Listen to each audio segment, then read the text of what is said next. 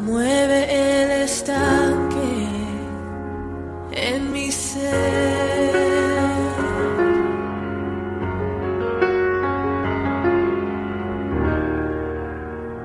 Úneme a tu río, dame vida.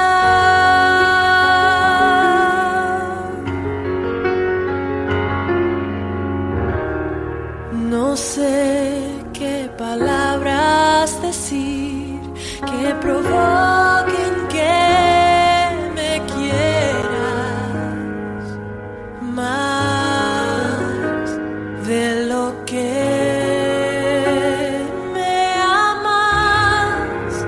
Ven, Señor, como dijiste, derrama tu gloria, derrama tu gloria.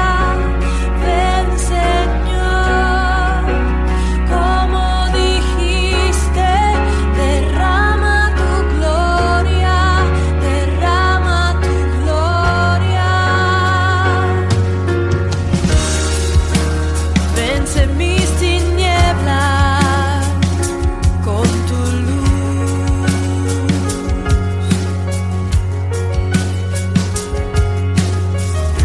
Sé mi fuerza hoy, oh Jesús.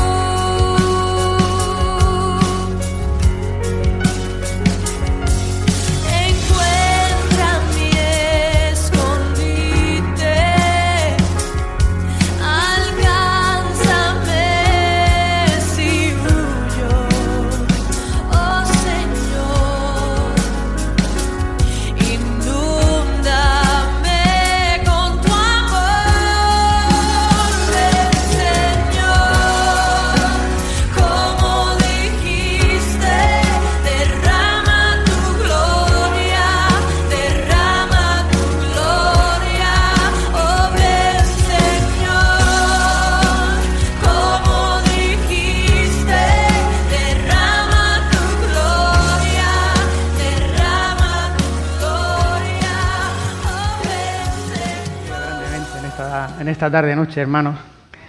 Sean muy bienvenidos en el nombre de Jesús a esta vuestra casa. Y estamos para poder compartir la palabra esta noche, a ver la palabra que el Señor nos tiene hoy preparado. El maná del cielo, dice la Biblia, ¿no? Ese maná que no perece nunca, ¿no? No como pasaba en el pueblo de Israel, que llovía maná, pero de un día para otro se echaba a perder. Este es el maná que no perece nunca, que no se echa a perder nunca, sino que alimenta nuestras vidas, alimenta nuestras almas también. Igual que el Señor, cuando estamos sedientos, nos da de esa agua fresca, esa agua de vida, que nos quita la sed una vez para siempre. Estamos saciados en Cristo, ¿verdad? Semanas anteriores he estado compartiendo con vosotros acerca de la samaritana, del Evangelio de Juan en el capítulo 4. Y este lunes tuve la oportunidad de ir a visitar a mi padre, ya tiene 86 años. Y la verdad es que lo vi muy desmejorado. Los años no pasan en balde, hermanos. Y me hizo que pensar, ¿no? Lo efímera que es la vida, ¿no? Algunos de nosotros recordamos cuando teníamos menos años, incluso algunos recordamos cuando éramos niños, ¿no? Y cómo ha ido pasando el tiempo y ya estamos entrados en una edad y al ver a mi padre yo pensaba y razonaba en eso, ¿no? Cómo ha pasado el tiempo, porque para mí, incluso pienso que para vosotros también, parece que ha pasado rápido. Los años han pasado de verdad, pero parece que el tiempo ha pasado rápido, ¿no? Y me hizo que pensar también, ¿no? En lo que me resta de mi vida, ¿qué voy a hacer con ella, no? ¿Qué voy a hacer con ella?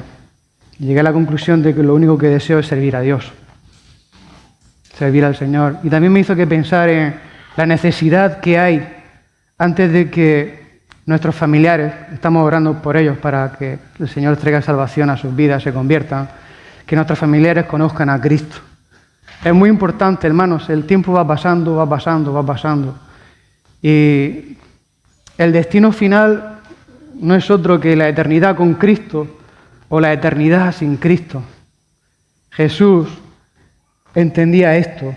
Por eso, aunque estaba cansado, se sentó en el pozo y los discípulos se habían ido a comprar comida. Y él aprovechó la oportunidad para hablarle a esta mujer samaritana, despreciada, desechada por su pueblo. Quizás estuvimos viendo que probablemente fuera a esa hora cuando no estaban las demás mujeres porque tenía un poco de pudor por la vida que estaba llevando. Pero Jesús aprovechó la oportunidad para testificarle, para darse a conocer. Fijaos, se dio a conocer como el Cristo, como el Mesías. Y recordáis la reacción de la mujer, ¿no? Dejó su cántaro, dejó ese peso que llevaba en ese momento y fue a la ciudad a Sicar a decir que había encontrado al Mesías del que habían hablado los profetas en el Antiguo Testamento. Así, esta mujer había escuchado la expresión "mi gozo en un pozo", pues esta mujer encontró su gozo en un pozo. Porque ese gozo lo encontró porque Jesús estaba ahí. Jesús, el Hijo de Dios, el Mesías, estaba ahí. Y ella pudo reconciliarse con el Señor. Así vamos a seguir hablando acerca de esta conocida, es cierto, pero maravillosa y preciosa historia de la samaritana. La reacción que tuvieron los discípulos y qué acontecimientos ocurrieron después. Y sobre todo, pedirles al Señor que nos hable a nuestras vidas, que nos hable a nuestros corazones. Que esta noche el Espíritu Santo pueda llegar a través de la palabra, que pueda ministrar vuestros corazones. Os aseguro, hermanos, que a mí me ha ministrado la palabra, porque además de lo que aquí se habla en esta casa, en esta iglesia, es de la palabra de Dios. Amén. Así, os acompaño a seguirme en la lectura, si no creo que se va a poder proyectar allí, en en la pantalla, Juan capítulo 4, en el versículo 31, vamos a leer hasta el 38, Juan 4 del 31 al 38. Entre tanto, dice, los discípulos le rogaban a Jesús diciendo, Rabí, come. Y él les dijo, yo tengo una comida que comer que vosotros no sabéis. Y entonces los discípulos decían unos a otros, ¿le habrá traído alguien de comer? Y Jesús le dijo, mi comida es que haga la voluntad del que me envió y que acabe su obra. ¿No decís vosotros, aún faltan 4 meses para que llegue la siega? He aquí, os digo, alzad vuestros ojos y mirad los campos, porque ya están blancos para la siega. El que siega recibe salario y recoge fruto para vida eterna, para que el que siembra goce juntamente con el que siega. Porque en esto es verdadero el dicho, uno es el que siembra y otro es el que siega. Yo os he enviado a segar lo que vosotros, dice, no labrasteis. Otros labraron y vosotros habéis entrado en sus labores. Que el Señor bendiga su santa palabra esta noche. Los discípulos, acabamos de leerlo, ¿verdad? Volvían con la comida y animaban al Señor a que comiese. Claramente ellos no eran sabedores de los trascendentales acontecimientos que habían tenido lugar antes de que ellos llegaran. El Señor Jesús había encontrado el alimento en ganar adoradores para su Padre. En comparación con este gozo, hermanos, el alimento físico era de poca importancia para Jesús. Los discípulos estaban interesados en la comida, fueron a la ciudad a conseguir comida, volvieron con ella. Sin embargo, el Señor Jesús estaba interesado en las almas. Él estaba interesado en salvar a hombres y a mujeres del pecado. Él estaba interesado en darles el agua para vida eterna. La pregunta, y es una pregunta para nosotros, ¿en qué estamos interesados nosotros? ¿Cuál es nuestra prioridad en nuestra vida? A causa de esa visión terrenal que tenían los discípulos, ellos no comprendieron el sentido de las palabras del Señor. Ellos no entendieron el hecho de que el gozo y la bendición de ganar almas están muy por encima de toda necesidad del cuerpo. Y por eso concluyeron de que tal vez alguien había venido y le había traído algo de comer al Señor. Una vez más, el Señor Jesús trató de desviar la atención de ellos de lo material a lo espiritual. Su alimento, fijaos hermanos, su alimento era hacer la voluntad de Dios y llevar a cabo la obra que Dios le había dicho que hiciese. Esto no significa que el Señor se privase de comer alimentos, sino que la meta grande en su vida y el objetivo grande de su vida no era tanto suplir las necesidades del cuerpo, sino más bien hacer la voluntad de Dios. Quizás los discípulos hubieran estado pensando acerca de la siega, de la próxima siega. O quizás fuese un dicho proverbial que había entre los judíos que decía 4 meses entre la siembra y la siega. En cualquier caso, el Señor Jesús, el Maestro de maestros, emplea otra vez el hecho natural de la siega para poder enseñar una verdad espiritual. Los discípulos no habían de pensar que el tiempo de la siega estaba aún lejano. No podían permitirse pasarse la vida en busca solamente del alimento y del vestido, con el pensamiento de que la obra de Dios tal vez pudiera hacerse más adelante. Ellos habían de darse cuenta de que los campos estaban ya blancos para la siega. Naturalmente, el término aquí campos está haciendo referencia al mundo. Y en aquel mismo momento en el que Jesús dijo estas palabras, Él estaba en medio de un campo a cosechar que contenían almas de hombres y mujeres que habían de ser salvados. Él estaba diciendo a los discípulos que tenían ante ellos una gran obra de siega y que debían dedicarse a ello de inmediato y además con diligencia. Lo mismo sucede en la actualidad, hermanos. El Señor nos dice a los creyentes: alzad vuestros ojos y mirad los campos que están blancos para la siega. Según vaya pasando el tiempo, hermanos, y según veamos en qué va a desembocar este mundo, encaminado hacia dónde va, y según veamos las necesidades de este mundo, seguro que el Señor va a ir poniendo en nuestros corazones una carga por las almas perdidas, como tenía Jesús. El Señor Jesús pasó luego a instruir a los discípulos acerca de la obra a la que habían sido llamados. Él los había escogido para que fuesen segadores. Y no solo ganarían el salario en esta vida, sino que además, como Jesús dijo, recogerían fruto para la eternidad. El servicio de Dios tiene muchas bendiciones en este tiempo, pero en un día venidero, los que siegan tendrán el gozo de ver aquellas almas en el cielo gracias a la fidelidad de cumplir o de llevar el evangelio del mensaje del Señor a toda la nación. El versículo 36 nos enseña que el fruto de esta obra es vida eterna.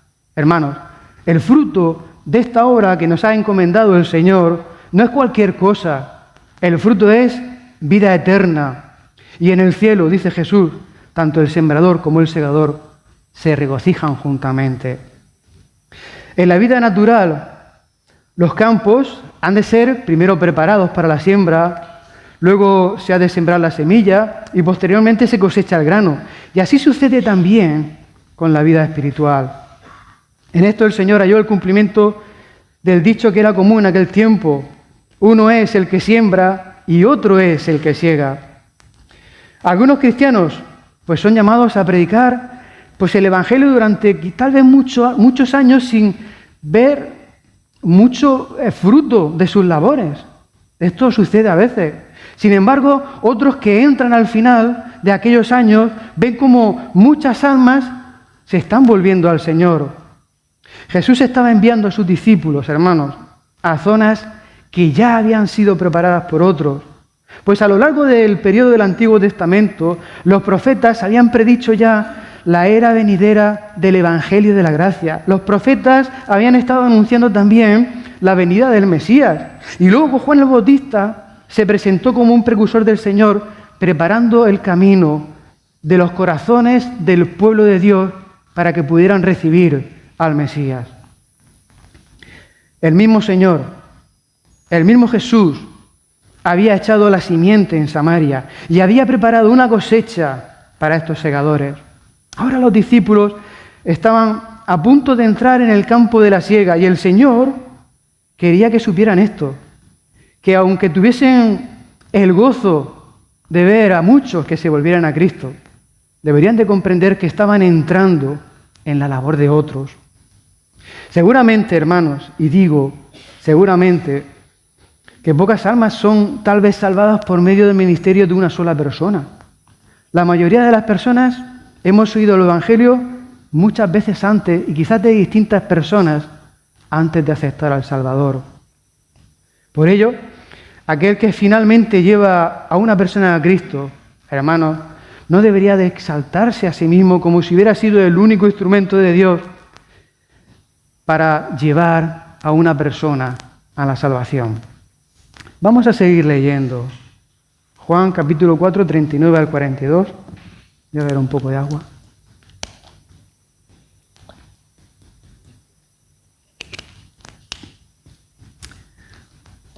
Del 39 al 42.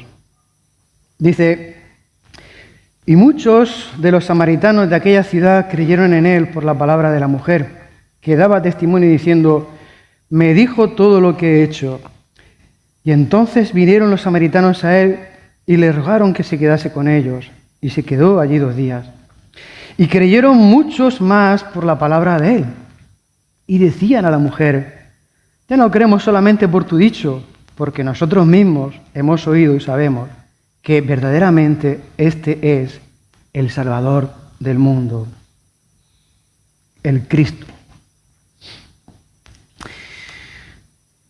Como acabamos de leer, como el resultado de aquel sencillo y directo testimonio de la mujer de Samaria, muchos del pueblo creyeron en Jesús. Y todo lo que ella dijo fue: me ha dicho todo cuanto he hecho. Me ha dicho todo cuanto he hecho. Pues esto fue suficiente para llevar a otros al Salvador. Y esto pues debería de ser un aliento para cada uno de nosotros, pues para que seamos sencillos, valientes, sí, denodados como lo fue esta mujer, y directos cuando demos testimonio acerca de Cristo, pues a veces, hermanos, no se necesita tanto para que otras personas reciban a Cristo en su vida.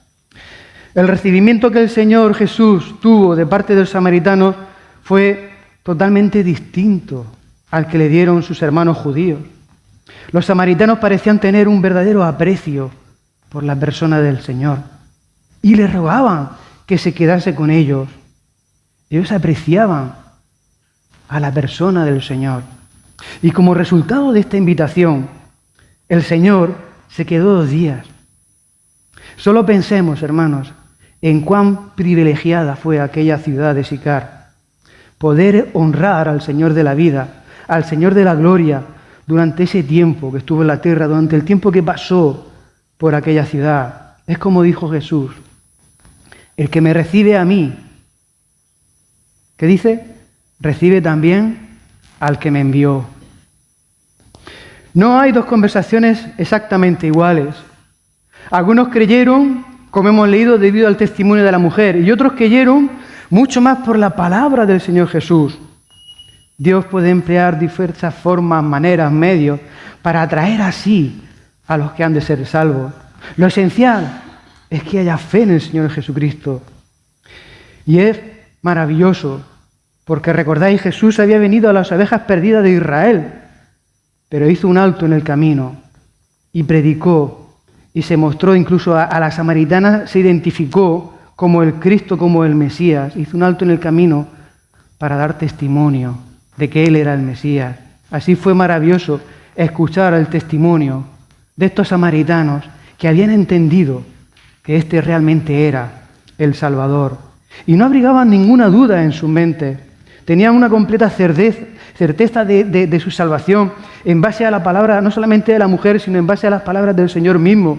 Habiendo oído, porque la fe viene por el oír, y habiendo creído sus palabras, los samaritanos habían llegado a saber que verdaderamente este era el Salvador del mundo, que verdaderamente este era el Cristo. Solamente, hermanos, el Espíritu Santo podría haberles dado este conocimiento y este convencimiento. Tal vez el pueblo judío pudiera pensar de que el Mesías solo sería para ellos solos. Ellos lo rechazaron. Los samaritanos entendieron y se daban cuenta de que las bendiciones, los beneficios del trabajo del Señor, de la misión del Señor, era para todo el mundo. Vamos a leer unos cuantos versículos. Del 43 en adelante, ¿vale? Dice, 2 días después salió de allí y fue a Galilea, porque Jesús mismo dio testimonio de que el profeta no tiene honra en su propia tierra. Cuando vino a Galilea, los galileos le recibieron, habiendo visto todas las cosas que había hecho en Jerusalén en la fiesta, porque también ellos habían ido a la fiesta. Vino pues Jesús otra vez a Canaán de Galilea, donde había convertido el agua en vino. Y había en Capernaum un oficial del rey, cuyo hijo estaba enfermo. Cuando oyó que Jesús había llegado de Judea a Galilea, vino a él y le rogó que descendiese y sanase a su hijo que estaba a punto de morir. Entonces Jesús le dijo, si no vierais señales y prodigios, no creeríais. El oficial del rey le dijo, Señor, desciende antes que mi hijo muera. Jesús le dijo, ve, tu hijo vive. Y el hombre creyó la palabra que Jesús le dijo y se fue. Cuando ya él descendía, sus siervos salieron a recibirle y le dieron nuevas diciendo, tu hijo vive. Entonces él les preguntó, ¿a qué hora había comenzado a estar mejor? Y le dijeron, ayer a las 7 le dejó la fiebre. Y el padre entonces entendió que aquella era la hora en que Jesús le había dicho, tu hijo vive. Y creyó él con toda su casa. Esta segunda señal hizo Jesús cuando fue de Judea a Galilea. Amén.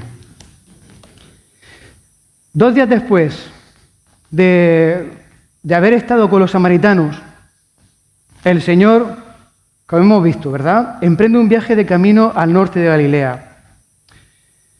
El versículo 44 parece presentar una dificultad. Dice que la razón de que el Salvador saliese de Samaria hacia Galilea era que un profeta no tiene estima en su propia tierra. Esta es una declaración cierta. Una persona no es generalmente tan apreciada en su propia ciudad como en otros lugares. Los propios parientes, los propios amigos pueden llegar a pensar que es un mero joven o como uno de ellos mismos. Desde luego, una cosa, hermanos, sí es cierta, que ellos se perdieron esa bendición, pues el Señor Jesús no fue apreciado por su propio pueblo como lo debería de haber sido. Ellos se perdieron esa gran bendición. Cuando el Señor volvió a Galilea, fue bien acogido porque la gente había visto todas las cosas que había hecho en Jerusalén en la fiesta. Y evidentemente los que allí se reunían, los galileos que se estaban reuniendo en Jerusalén, pues hace referencia a los judíos, ¿verdad? Ellos habían subido a Jerusalén ¿a qué? Habían subido a Jerusalén a adorar. Y habían visto allí al Señor, que habían presenciado pues algunas obras poderosas.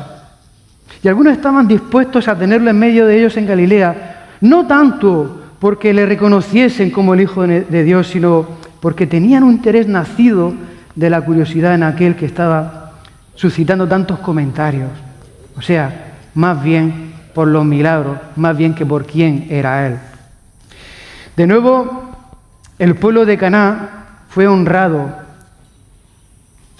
porque cuando nos visita el Señor, eso es algo maravilloso, hermanos. El pueblo de Caná fue honrado con una visita del mismo Señor. Su primera visita, pues algunos de esta población habían visto convertir el agua en vino, pero ahora iban a ser testigos de un poderoso milagro, cuyo efecto se extendería por toda Capernaum. El hijo de un oficial del rey estaba enfermo, estaba en Capernaum. Este hombre seguramente que era un funcionario del rey Herodes. Había oído que Jesús había estado en Judea y que ahora había regresado a Galilea. Debía de tener alguna fe en la autoridad de Cristo para sanar, porque acudió directamente hacia él y le rogaba que descendiese y sanase a su hijo moribundo. En este sentido, hermanos, parecía tener más confianza en el Señor este hombre que muchos de sus hermanos judíos. Así, dirigiéndose no solo al noble, sino en general, el Señor le recordó que querían ver milagros antes que creer.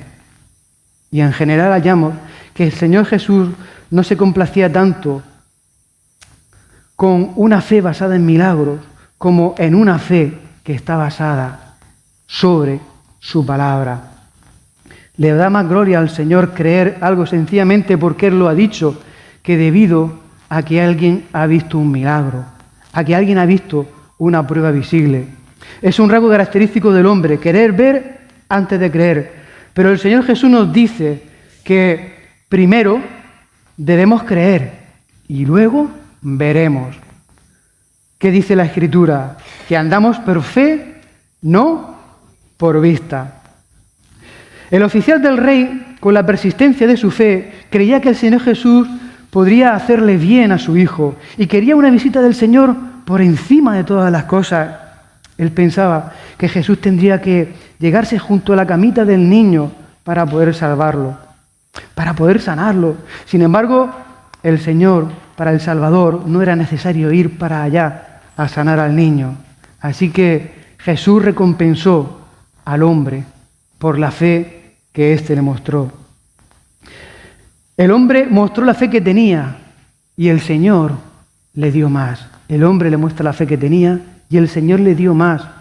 Lo envió a su casa con esta promesa: tu hijo vive. Tu hijo había sido sanado. El hombre creyó la palabra del Señor.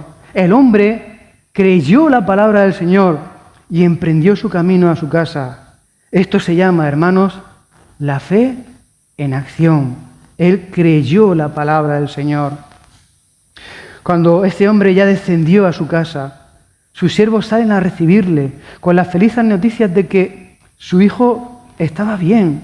Él había creído en la promesa del Señor Jesús y habiendo creído, ahora él iba a ver la evidencia.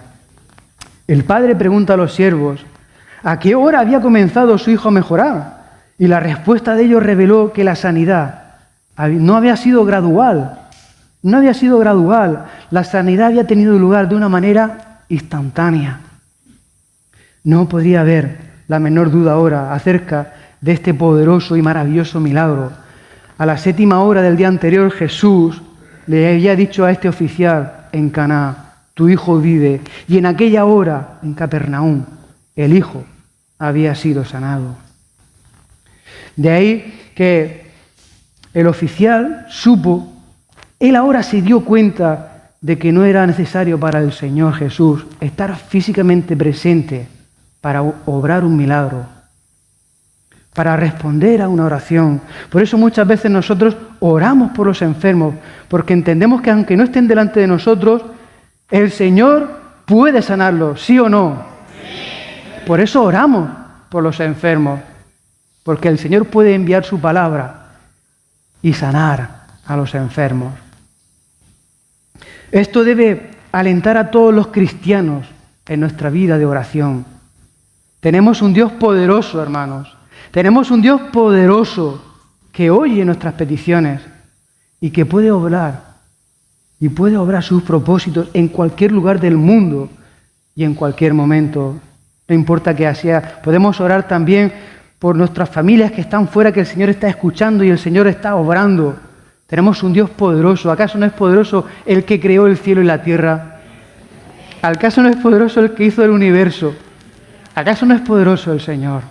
Para eso, hermanos, y para mucho más, la sanidad del hijo del oficial del rey, hermanos, no fue el segundo milagro en todo el ministerio del Señor hasta ese punto. Fue la segunda señal que hizo Jesús en Galilea después que hubo vuelto de Judea. Hermanos, ¿qué nos enseña hoy la lección? La lección que nos da el Maestro. ¿Qué aprendemos hoy de Jesús? Pues que Dios es un Dios de milagros, que solamente tenemos que creer, tener fe y creer, y Él va a obrar en nuestras vidas y va a hacer milagros en nuestras vidas. Él tiene grandes bendiciones para nosotros, hermanos. Solo dice que tenemos que creer, tenemos que tener fe y que tenemos que creer y Él lo hará. Que el Señor os bendiga.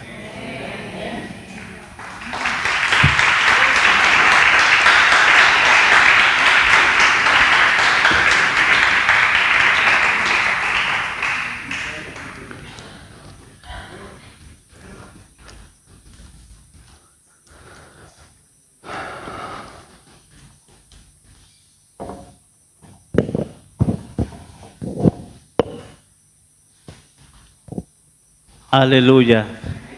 ¿Cuántos lo creen? El Señor es Dios de milagros. Eso, crea la palabra, créala. El Señor es Dios de milagros.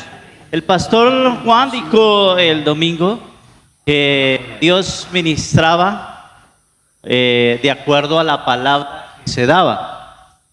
Entonces crea en eso. El hermano Quique acaba de decir, Dios es Dios de milagros.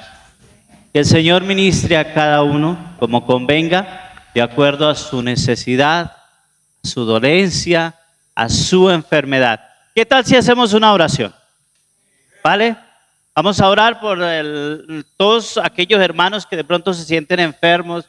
Y yo sé que Dios hace algo en este momento. Amén. La palabra ha sido lanzada. La palabra está ahí, está en el aire, está en el aire. Falta uno que otro hermano y yo que estoy también, que la creamos y ella empieza a efectuar cambios en nuestra vida. Padre, gracias, gracias Señor, gracias.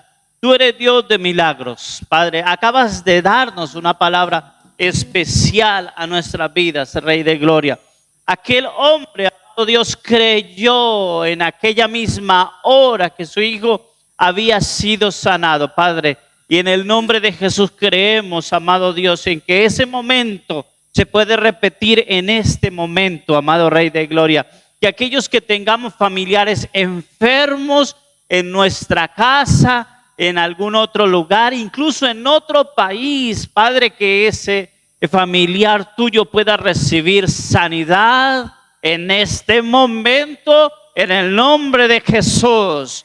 En el nombre de Jesús, declare sanidad. En el nombre de Jesús para ese hermano suyo, para ese tío suyo, para ese padre, para esa madre suya, para ese familiar que tú tienes de pronto en la UCI, en el hospital.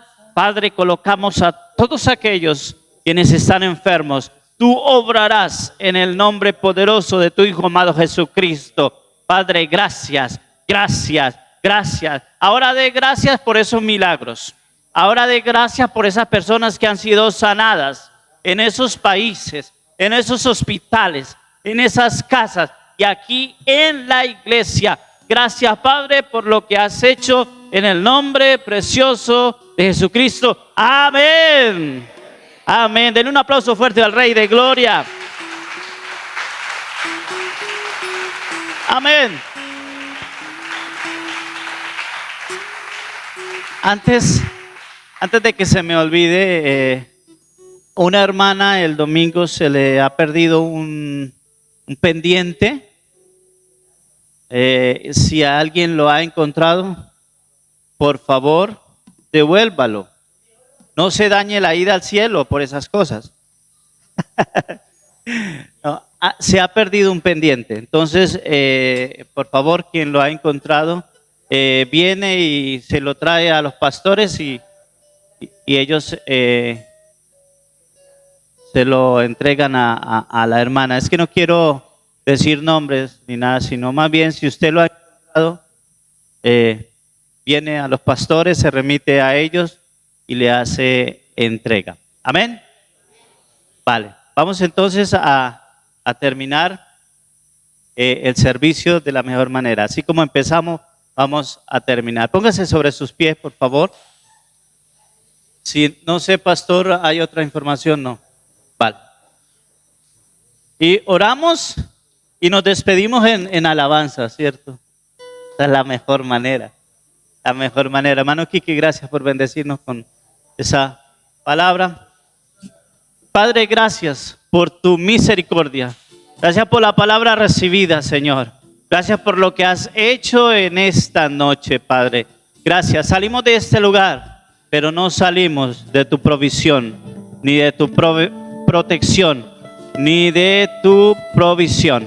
En el nombre precioso de Jesucristo nos dirigimos hacia nuestras casas en bendición. Gracias por habernos traído, por habernos permitido estar en tu casa de oración. En el nombre de Jesús. Amén y amén. Dale un aplauso fuerte al Rey de Gloria.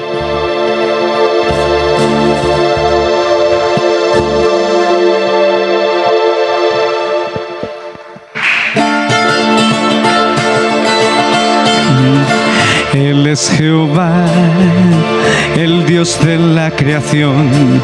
Él es Jehová, Señor Dios de poder. La roca eterna es el bálsamo de fe.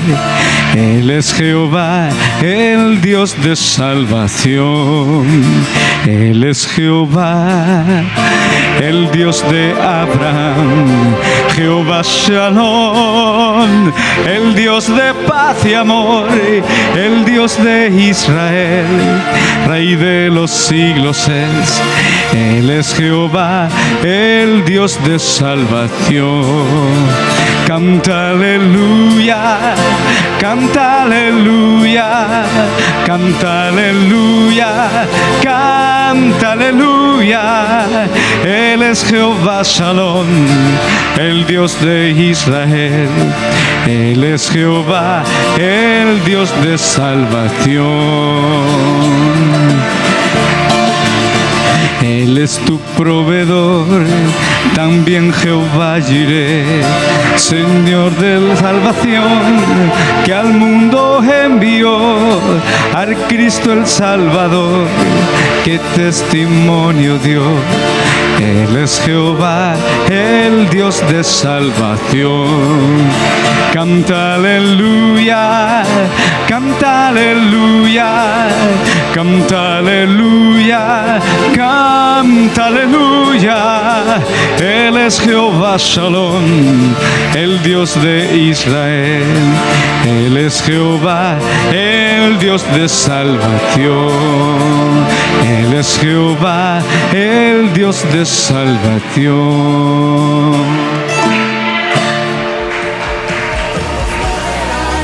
Como rey en las nubes volverá, coronado en poder y autoridad. El Cordero y León reinará, todos lo verán. Como rey en las nubes volverá, coronado en poder y autoridad. El Cordero y León